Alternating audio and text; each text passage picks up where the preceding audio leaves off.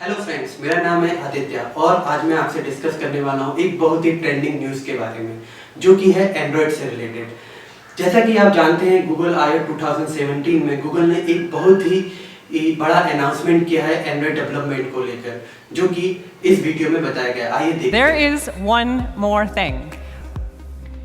We have never added a new programming language to Android, and today we're making Kotlin an officially supported language in Android.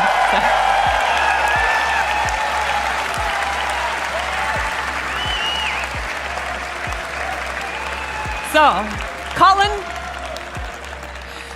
is what our developer community has already asked for. It makes developers so much more productive. It is fully Android runtime compatible. It is totally interoperable with your existing code. It has fabulous IDE support, and it's mature and production ready from day one. We are also announcing our plans to partner with JetBrains, creating a foundation for Kotlin.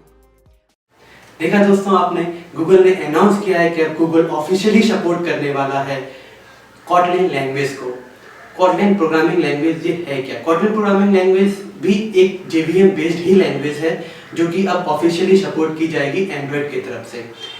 तो आइए थोड़ा समझने की कोशिश करते हैं कि officially support का मीनिंग क्या है। ऑफिशियली सपोर्ट का मीनिंग ये है कि आप अपनी एंड्रॉयड एप्लीकेशन जो कि जावा में बनाया करते थे, अब आप कॉटलिन में भी बना सकते हैं। अब ये क्वेश्चन आता है कि हमें कौन सी लैंग्वेज यूज करनी चाहिए, कॉटलिन या फिर जावा। तो अगर आपके ऊपर ही डिपेंड करता है कि आप कौन सी लैंग्वेज यूज करना चाहते हैं। आप पे कोई भी रिस्ट्रिक्शन नहीं है, आप चाहे तो जावा करें, आप चाहे तो कॉटलिन करें। पर अगर आप पर्सनली मुझसे पूछना चाहेंगे तो मैं आपसे कहूँगा कि आपको कॉटलिन यूज करनी चाहिए। उसके पीछे रीजन ये है क्योंकि जैसा कि ऑफिशियली अनाउंस करते हैं एंड्रॉयड वो सपोर्ट करने वाले हैं, तो अभी जब भी डॉक्यूमेंटेशंस आएंगे, जो भी कुछ भी होगा, नई एपीआईज डेवलप होंगी एंड्रॉयड में, वो सारी एपीआईज वो मैक्सिमम कॉटलिन पर ही डेवलप होंगी। तो ये बेटर रहेगा कि आप अपनी एप्लीकेशन, अगर आप कोई नई एप्लीकेशन बना रहे हैं या फिर एग्जिस्टिंग एप्लीकेशंस में कुछ चेंजेस कर रहे हैं, तो आप कॉटलिन में ही करें, कॉटलिन में ही कर सकते हैं। तो अब इसके बाद एक बहुत बड़ी चीज आती है कि ऐसी क्या चीजें हैं जिसके लिए हमें जावा को छोड़कर कॉटलिन के पास जाना चाहिए। तो जैसा कि मैं आपको बताना चाहता हूँ, पिछले 4 से 5 सालों से एंड्रॉयड एप्लीकेशन डेवलपमेंट कर रहा हूँ और मैंने अपनी कई ऐप्स को प्ले स्टोर पर रिलीज किया है। अब जब मेरी एप्लीकेशन डिफरेंट डिवाइसेस पे रन होती है तो उनकी क्रैश रिपोर्ट भी आती है और मैं उन क्रैश रिपोर्ट्स को देखता हूँ तो मुझे समझ में आता है कि almost 70% of crash is coming because of one exception which is null pointer exception. तो ये जो नल पॉइंटर एक्सेप्शन है वो कहीं ना कहीं मैं या फिर मेरे साथ जो डेवलपर्स काम करते हैं वो कहीं ना कहीं जो नल पॉइंटर चेक है वो भूल जाते हैं जावा में, जिसके वजह से एप्लीकेशन क्रैश होती हैं।